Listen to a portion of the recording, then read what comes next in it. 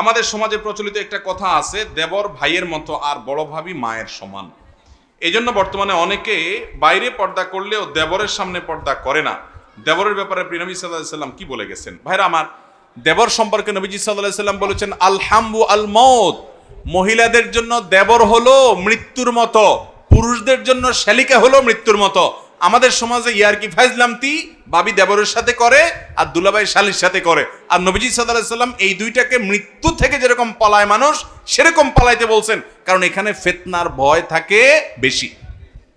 অতএব যারা বলে দেবর হলো ভাইয়ের মতো, তাদেরকে বলতে হবে তোমার স্বামী মারা গেলে দেবরের সাথে বিয়ে জায়েজ আছে, তোমার ভাইয়ের সাথে কি বিয়ে জায়েজ আছে? তাহলে দেবর ভাইয়ের মতো কেমনে হলো? এটা ভণ্ডামি কথা। যারা বলে ভাবি হলো মায়ের মতন, তাদেরকে বলতে হবে মায়ের সাথে বিয়ে তো জায়েজ নাই, হারাম, কিন্তু তোমার ভাই মরে গেলে এই ভাবিরই তুমি বিয়ে করা জায়েজ আছে। তাহলে বোঝা গেল এ কখনো মায়ের মতন না, এটা ভাবি ভাবি, এটা অন্য 10টা মহিলার মতো। বাহিরের মহিলার সাথে যত পর্দা করতে হয়, ভাবির সাথে পর্দা আরো হার্ডলি করতে হয়। বাহিরের মহিলার সাথে যত পর্দা করতে হয়, নিজের শালিকার সাথে পর্দা আরো বেশি শক্তভাবে করতে হয়। বাহিরে পরপুরুষের সামনে যতটা পর্দা করতে হয়, ঘরে দেবরের সাথে আরো শক্ত পর্দা করতে হয়। আমাদের দেশে অনেক মহিলা আছে বাহিরে বোরকা পরে, হাত মোজা পামোজা পরে, ঘরে ঠিকই দেবরের সাথে দেখা দেয়, আছে না নাই? অনেক শ্বশুররা আছে সহযোগিতা করে না, শাশুড়ি আছে সহযোগিতা করে না। এরা দায়ুস যারা সহযোগিতা করে না। কথা কি বুঝাতে পারছি? দায়ুস জান্নাতে যাবে না। ভাইরা আমার, পারিবারিক জীবনের শান্তির জন্য কোরআন হাদিসে চলার কোনো বিকল্প নাই। দেবর ভাবির ভিতরে যদি পর্দার বিধান উঠায় দেন, এরপর দেখবেন অঘটন ঘটছে, নানান আকাম কুকাম হয়েছে, এরপরে কান্দাকাটি করবেন, কোনো লাভ হবে না। এই জন্য দুলাভাইদেরকে শালি থেকে, দেবরদের থেকে, ভাবি থেকে দূরে সরাইতে হবে। এটা শয়তানে শিখাইছে যে ভাবি মায়ের মতন, দেবর ভাইয়ের মতন। এটা ভণ্ডামি কথা, এটা কখনো সত্য কথা না। তারা বেপর্দা হলে, পর্দার বিধান না মানলে গুনাহ আরো বেশি হবে। অন্য মানুষের চাইতে এখানে পর্দা আরো বেশি করতে হবে। মুরব্বীরা সহযোগিতা করবেন বাসার ভিতরে মহিলাদেরকে দেবরের সাথে পর্দা করার জন্য। এবং ওই দুলাভাইয়ের সাথে শালিকার আপনার ইয়ারকি ফাইজলামতি, অনেক সময় বাপ মা দেখে কিছু বলে না, এগুলো মূর্খতা। এখানে আরো শক্ত হতে হবে, কোনো ফাইজলামতি চলবে না।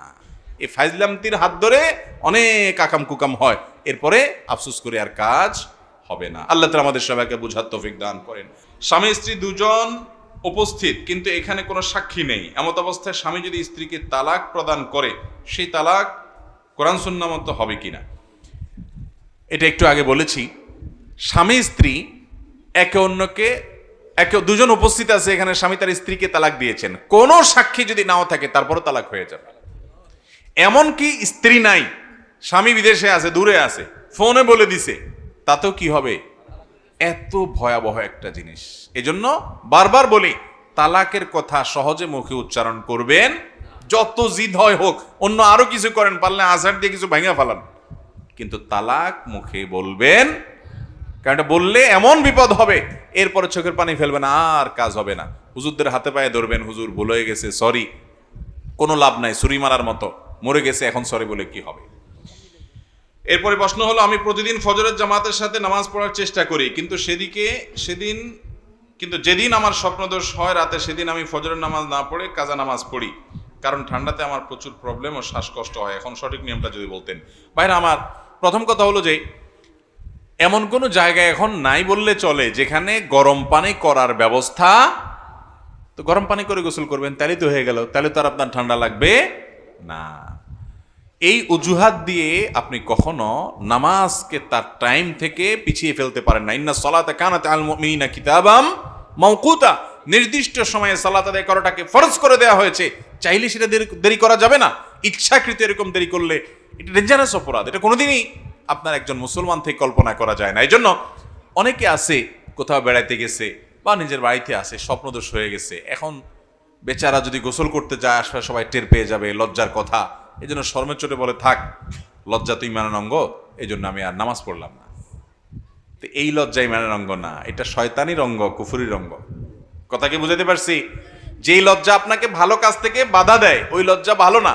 অনেক আছে সালাম দিতে, বাপেরে সালাম দিতে লজ্জা পায়, যে বাপের আবার কেমনে সালাম দেয়। তাহলে বুঝতে হবে এটা শয়তানে সৃষ্টি করতেছে, ওই লজ্জাকে বরং জয় করতে হবে।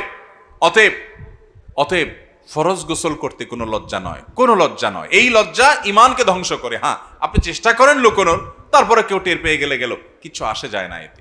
আপনি এই ঠুনকো অজুহাতে নামাজ ত্যাগ করবেন, কিয়ামতের ময়দানে যখন জাহান্নামের শাস্তির মুখোমুখি হবেন তখন আপনার কাছে লজ্জা ফজ্জা এগুলো সব তুচ্ছ বিষয় মনে হবে। ভাইরা আমার, ঠিক একইভাবে ঠান্ডার সমস্যা আছে, এই অজুহাতে আপনি ফরজ নামাজ পড়লেন না, জিনা জায়েজ নাই। আপনার জন্য গরম পানির অপশন আছে, আপনি গরম পানি দিয়ে গোসল করেন, ভালো করে মাথা শুকান, ভালো করে শরীর শুকান, ব্যবস্থা আছে। হ্যাঁ, কোনো ব্যবস্থা নাই, এখন এই পানি এত ঠান্ডা, এটা ব্যবহার করলে আপনি অসুস্থ হয়ে যাবেন, স্থায়ী রোগ হয়ে যাবে, তাও আপনাকে তায়াম্মুম করে নামাজ পড়তে হবে যদি কোনো বিকল্প না থাকে। কিন্তু এরকম বিকল্প নাই, এরকম জায়গা কয়টা হতে পারে? খুব রেয়ার।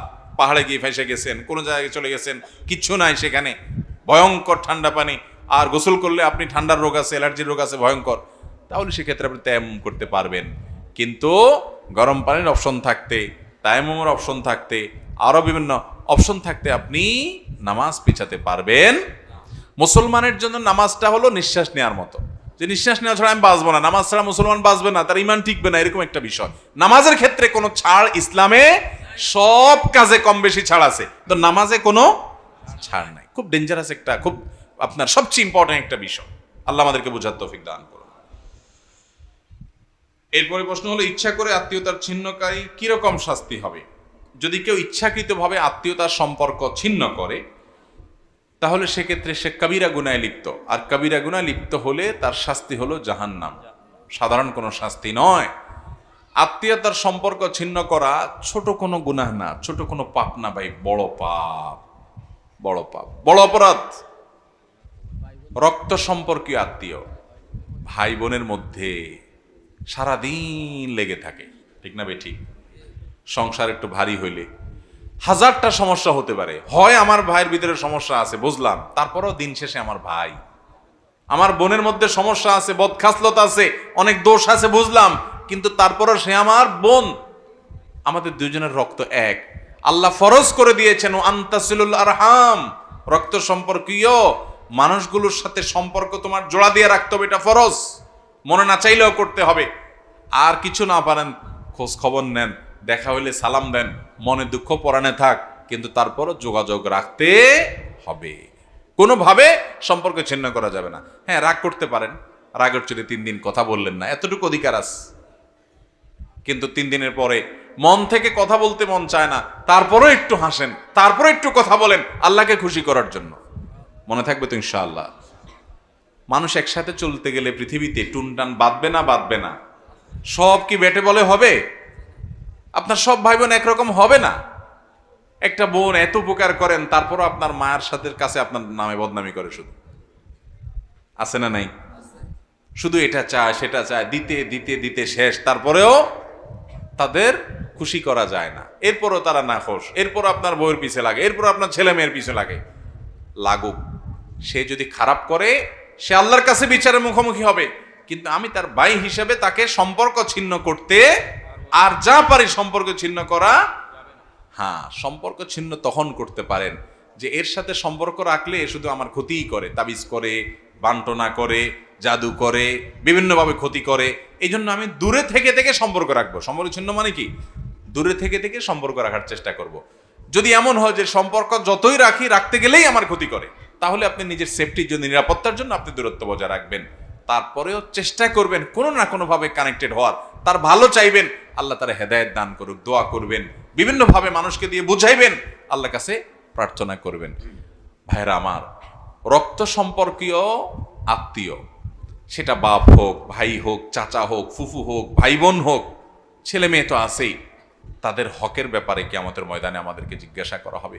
আল্লাহ রাব্বুল আলামিন আত্মীয়তার বন্ধন, আত্মীয়তার যে সম্পর্ক, এই সম্পর্কটা তার ভাষায় আল্লাহ তাআলার কাছে অনুযোগ করেছিল।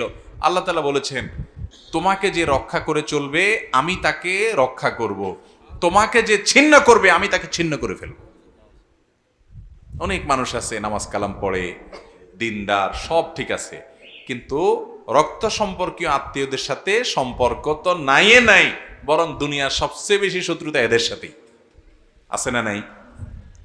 সবাই তো ফেরেশতা হবে না ভাই, সবার সাথে বেটে বলা হবে না, কিন্তু তারপরও নিজে ভালো থাকার চেষ্টা করতে হবে।